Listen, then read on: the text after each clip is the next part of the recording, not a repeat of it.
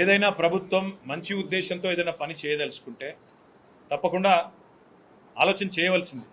కానీ selective justice మంచిది కాదు. ముఖ్యమంత్రి అన్నకొక న్యాయం, బాగా డబ్బులున్న వాళ్ళకు ఒక న్యాయం, వాళ్ళని మాత్రం ముట్టం, కానీ పేదల మీద మాత్రం మా ప్రతాపం చూపెడతామంటే తప్పకుండా పేదవాళ్ళ పక్షాన మా పార్టీ నిలబడుతుంది. వాళ్ళు మా దగ్గరికి వచ్చినా లేదా ఫీల్డ్కు మేమే పోవాల్సి వచ్చినా మా ఎమ్మెల్యేలందరం పోతాం, వాళ్ళకు అండగా నిలబడతాం. నేను అనేదాల్లో ఒకటే, చట్టం న్యాయం ఫాలో కావాలి, అందరికి ఒకటే ఉండాలి. చట్టం బలిసిన వాళ్ళకు చుట్టం, పేదవాళ్ళకు మాత్రం చట్టం అనేది ఇష్టం ఉన్నట్టు చేస్తాం. పొద్దున 3 గంటలకు పోతాం, బుల్డోజర్ పెట్టి కొట్టిపారేస్తాం. అదే పెద్దవాళ్ళు ఉంటే మాత్రం నెల రోజులు నోటీస్ ఇస్తాం, 2 నెలలు నోటీస్ ఇస్తాం, వాళ్ళు కోర్టు ద్వారా స్టేలు తెచ్చుకునే వెసులుబాటు కలిగిస్తాం. అంటే మాత్రం ఆ డ్రామాని ఎండగడతాం, హైడ్రా పెరిటి జరిగే డ్రామాని ఎండగడతాం. మీరు తొందరలో ఆ వివరాలు కూడా బయట పెడతాము. ఆల్రెడీ ఆ సంస్థ బ్లాక్ లిస్ట్ అయిన సంస్థ, ఆ వివరాలు కూడా మొత్తం నేను మరొక ప్రెస్ మీట్ పెట్టి చెప్తా, తొందరపడకండి. ఒక వేదశ్రీకే కాదు, పరామర్శకు కూడా పోతాను, కస్తూర్బాయి గారి దగ్గర కూడా పోతాం. మేము తప్పకుండా ఎవరెవరైతే రోడ్డును పడ్డారో బాధితులు, వాళ్ళందరికీ అండగా మేము నిలబడతాం. తప్పకుండా ఆ కుటుంబాలన్నింటినీ కూడా మేము మా శాయశక్తులు ఆదుకుంటాం, న్యాయపరంగా కూడా వారి కోసం కొట్లాడతాం. అది మా బాధ్యత.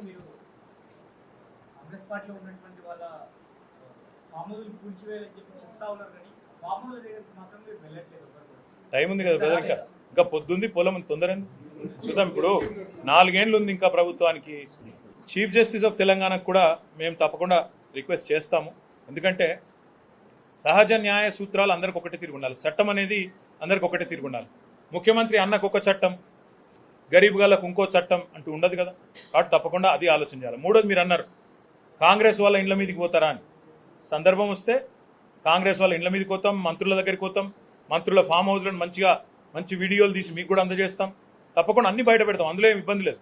పట్నం మహేందర్ రెడ్డిది, పొంగులేటి శ్రీనివాస్ రెడ్డిది, లేదా వివేక్ గారిది, ఇంకా చాలా మంది ఉన్నారు, కేవీపీ రామచంద్రరావుది, అన్ని బయటికి వస్తాయి. మీరేం తొందరపడాల్సిన అవసరం లేదు. ఇంకా 4 ఏళ్ళు ఉంది కదా. వీళ్ళ వ్యవహారం ఎంత దాకా పోతుంది, వీళ్ళ డ్రామా ఎంత దాకా లాగుతారు, ఇవన్నీ చూసిన తర్వాత మా పని మేము చేస్తాం.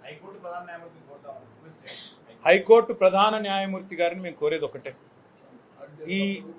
ఈ డెమాలిషన్స్ ఏవైతే విచ్చలవిడిగా చేస్తున్నారో, ముఖ్యంగా అమానవీయంగా నోటీసులు ఇవ్వకుండా ఇష్టారీతను చేస్తున్నారో, ఈ విషయంలో ముఖ్యంగా సాటర్డే సండే చేస్తున్న కార్యక్రమం, నోటీస్ ఇవ్వకుండా చట్టాన్ని తూట్లు పొడుస్తూ న్యాయాన్ని అపహాస్యం చేస్తూ చేస్తున్న కార్యక్రమాలను సోమోటోగా హైకోర్టు సీజే గారు విచారణకు తీసుకోవాలి.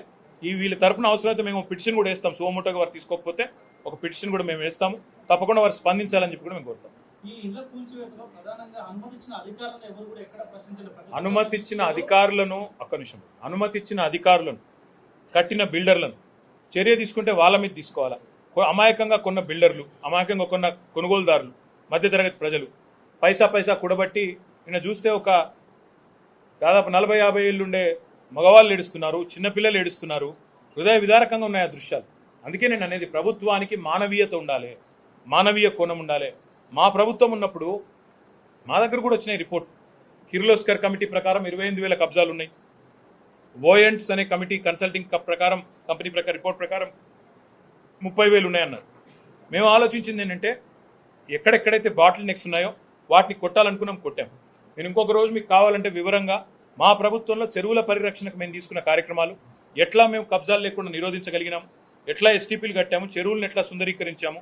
అది ఐడియల్ చెరువు కావచ్చు, మల్కం చెరువు కావచ్చు, దుర్గం చెరువు కావచ్చు, అంబీర్ చెరువు కావచ్చు, ఏమేం చేసినామో నేను కూడా మీ ముందు ప్రజెంట్ చేస్తాను. మొత్తం కావాలంటే పవర్ పాయింట్ ప్రజెంటేషన్ ద్వారా చూపెడతాను. ఇవాళ కేవలం భయభ్రాంతులకు గురి చేసే విధంగా చేస్తున్న కార్యక్రమాల వల్ల ఇంకోవైపు రియల్ ఎస్టేట్ రంగం కూడా కుదేలవుతుంది. ఇవాళ రిపోర్ట్ వచ్చింది, 42% పడిపోయింది హైదరాబాద్ రియల్ ఎస్టేటు మిగతా నగరాలతో పోలిస్తే. రియల్ ఎస్టేట్ అంటే కేవలం పెద్ద పెద్ద కంపెనీలు కాదు బ్రదర్. రియల్ ఎస్టేట్లో కూలీలు పనిచేస్తారు, అదేవిధంగా కార్మికులు ఉంటారు, రియల్ ఎస్టేట్ ఏజెంట్లు ఉంటారు, లక్షల మంది ఉంటారు. వాళ్ళందరి ఉపాధికి దెబ్బ కదా ఇది. కాబట్టి జాగ్రత్తగా చేయాలి.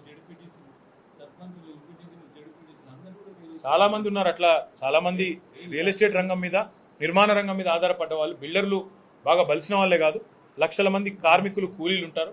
వాళ్ళ విషయంలో కూడా మానవీయ కోణం ఉండాలనేది మా ప్రధానమైన